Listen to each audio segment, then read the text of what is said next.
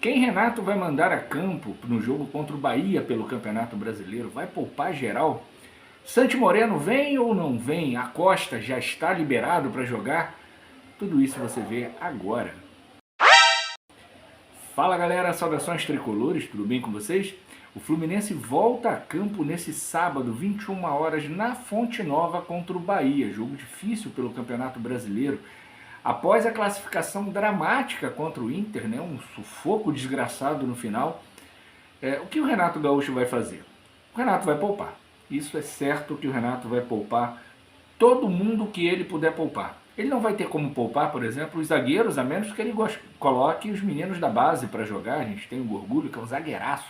O Loyola também é um bom zagueiro, precisa botar às vezes um pouquinho a cabeça no lugar, mas é bom zagueiro. Tem o Davi, que também é um bom zagueiro, mas não tem ainda a experiência, né, dentro de campo com a camisa do time principal. Mas é isso, só vai ter experiência se jogar.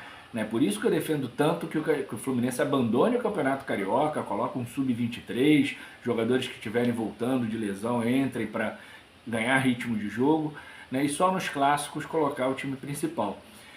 Porque aí você vai dando cancha para a molecada para quando chegar a parte que realmente importa do campeonato, da temporada, perdão, né, que são Copa do Brasil, Campeonato Brasileiro, Sul-Americana ou Libertadores, né, quando tiver Mundial de Clubes, se estivermos classificados, enfim, aí essa é a parte que importa.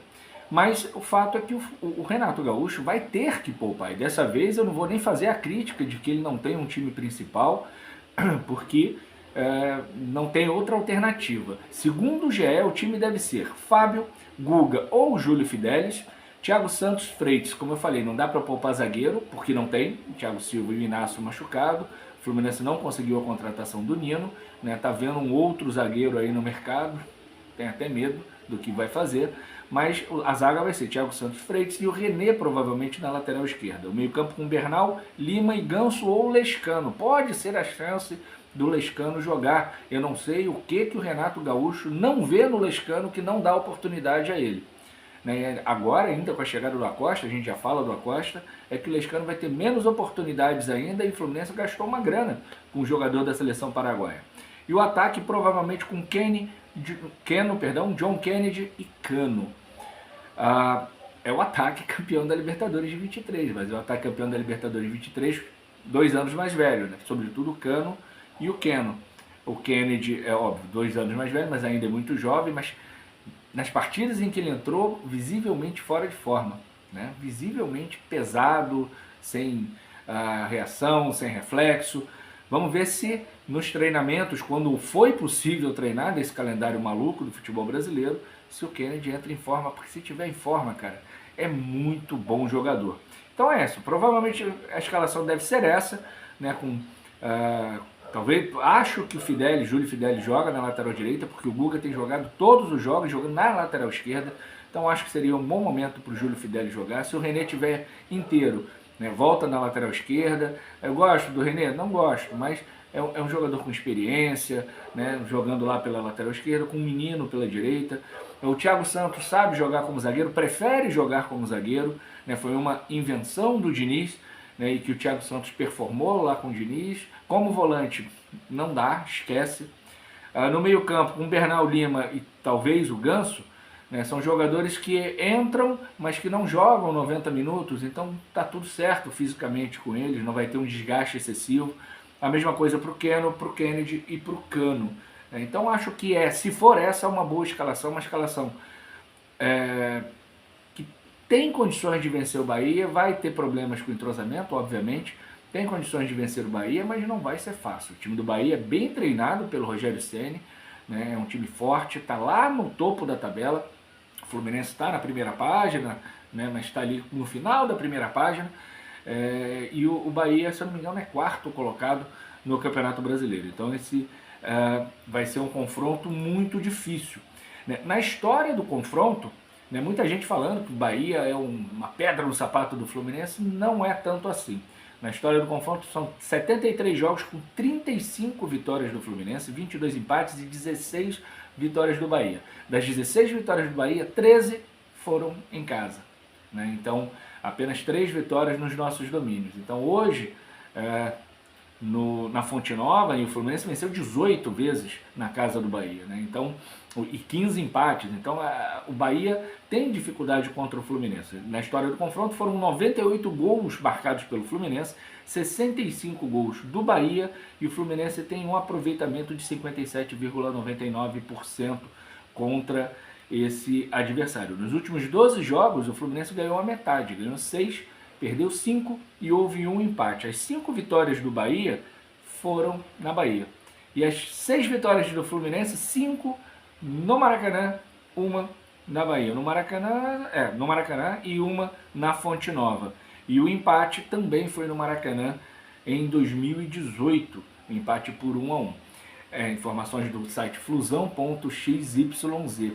Então o Fluminense tenta se reforçar, tenta mexer o time, rodar o time para aguentar essa maratona de jogos, veio para a Bahia, da Bahia vai para Cali, na Colômbia, para jogar na terça-feira contra o América, um jogo dificílimo contra o América de Cali, sem o Thiago Silva, que vai ficar ainda mais 3 ou 4 semanas fora, e o Inácio também, o mesmo tempo, e depois tem que recuperar a forma para voltar a atuar. O Fluminense não conseguiu, como eu falei, a contratação do Nino, mas trouxe o Lúcio Acosta.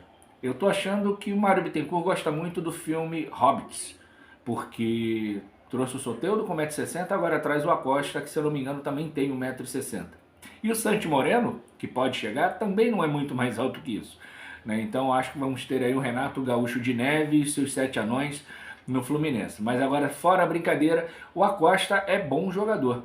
Tecnicamente é muito bom jogador, sabe chutar tanto com a perna direita quanto com a perna esquerda, principalmente com a direita, faz bastante gols, tá tendo uma temporada difícil, mas porque o time do Dallas é muito fraco, então isso dificulta. Não adianta você pegar o time do América, infelizmente, o Ameriquinha do Rio, o segundo time de todo o Carioca, e colocar o Messi ali no meio campo. Vai melhorar? Vai melhorar. Vai adiantar? Não vai, e o Messi vai entrar, entre aspas, na mediocridade do time. Então o Acosta, que não é o Messi, é um bom jogador, e eu acho que vai somar. Vai ter uma característica completamente diferente, da característica do Ganso, por exemplo. Ele é aquele 10 que entra na área, ele roda muito ali pela região do ataque, pela área, laterais, entrando para fazer o 1-2 com um centroavante, mas aí tem que ter um centroavante que saiba fazer o pivô e dar o passe para ele entrar. É driblador, como eu falei, chuta bem. Eu acho que é uma boa contratação. Tem 31 anos, então ainda tem estrada pela frente. Acho alto o valor que o Fluminense pagou, 25 milhões por um jogador de 31 anos, não vai dar nenhum retorno financeiro.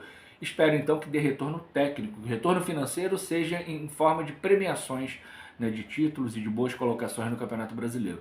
Então é uma boa contratação. O Santi Moreno fez uma maluquice, porque ele estava pedindo, implorando quase para ser negociado com o Fluminense, o Portland fazendo jogo duro.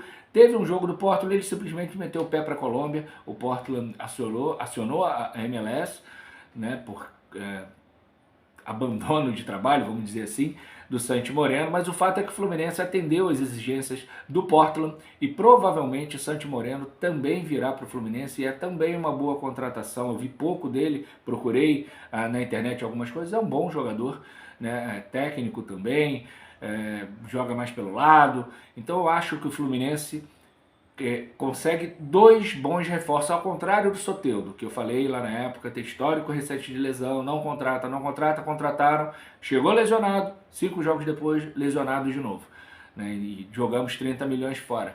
Nesses casos não. Acosta e Santi Moreno são boas contratações para o Fluminense, para o restante da temporada, uma temporada longa, uma temporada que o Fluminense não tem que priorizar campeonato, tem que jogar todos para ganhar. Já estamos nas quartas de final da Copa do Brasil, aguardando o sorteio na terça-feira para ver quem vai ser o adversário. Vai ser difícil de qualquer forma, O Atlético Paranaense, Atlético Mineiro, São Paulo, Vasco, Botafogo, Cruzeiro, Bahia, são os 7 prováveis, os 7 possíveis adversários do Fluminense. Se tivesse que escolher, eu escolheria o Atlético Paranaense, que está uns 2 degrauzinhos abaixo, embora tenha eliminado o São Paulo, mas está uns 2 degrauzinhos abaixo. Eu acho que seria o adversário mais fácil para o Fluminense chegar às semifinais da Copa do Brasil. E na Sul-Americana é um confronto muito difícil. Esse primeiro jogo lá em Cali É um jogo para o Fluminense fazer o que o Renato mais sabe fazer, que é botar o ônibus na frente da área e tentar um contra-ataque. Para tentar um contra-ataque tem que ter velocidade, não adianta botar Everaldo e Cano lá na frente que você não vai ter essa velocidade. Então você tem que ter o Serna, você tem que ter o Canóbio, né? Se o Acosta tiver condição física de jogo, porque ele já está inscrito, né? Já apareceu no bid, me parece que ele já está inscrito na Sul-Americana, já está apto a jogar, se fisicamente ele estiver bem, é um bom jogador para jogar esse jogo contra o América de Cali. O Santi Moreno não vai poder jogar a Sul-Americana, as inscrições terminaram na sexta-feira, então ele chegando vai ser inscrito no BID, vai jogar o Brasileiro, vai jogar a Copa do Brasil, mas não a Sul-Americana, e vai ajudar o Renato então a rodar esse elenco, né, do Fluminense nas 3 competições. O Fluminense não tem nenhuma chance, ao meu ver, no Campeonato Brasileiro, mas precisa avançar por 2 motivos, um para buscar uma classificação para a Libertadores e o outro, né, para poder ter uma premiação maior, né? Quanto mais à frente chegar, mais recebe de dinheiro o clube e mais vai receber dinheiro o Fluminense, né? E a Copa do Brasil, ela é possível, não é fácil, né? As eliminações de Palmeiras e Flamengo, 2 dos maiores favoritos, né? Deixou tudo muito aberto, né? Você tem um Botafogo ali beirando a falência, anotem isso que eu acabei de dizer, beirando a falência. Você tem um Vasco, né, melhorando o seu jogo com o Diniz, um Atlético Mineiro jogando no modo Cuca de jogar, que às vezes vai bem, às vezes não vai, mas o Fluminense vai mal sempre lá contra o Galo em BH. Um Bahia, que o Fluminense tem ampla vantagem, mas não era esse Bahia do Grupo City. Um Atlético Paranaense mal na Série B, mas que eliminou o São Paulo. Então um Cruzeiro brigando pela liderança do Campeonato Brasileiro. Então são confrontos que são difíceis, né, mas os maiores favoritos ficaram pelo caminho, né? Então está aberto para todo mundo, o Fluminense pode conseguir. Então é isso, galera. 21 horas na telinha da TV, eu não vou poder ir à Fonte Nova, né, por um probleminha no joelho, tá difícil andar, então 21 horas na frente da televisão e aqui fazendo um react, né, fazendo uma live, reagindo ao jogo do Fluminense, xingando muito os jogadores, comissão técnica e direção, como sempre, porque isso faz parte, mas torcendo pelo Fluminense às 21 horas desse sábado, Fluminense e Bahia. Um grande beijo, um grande abraço. Tchau, tchau.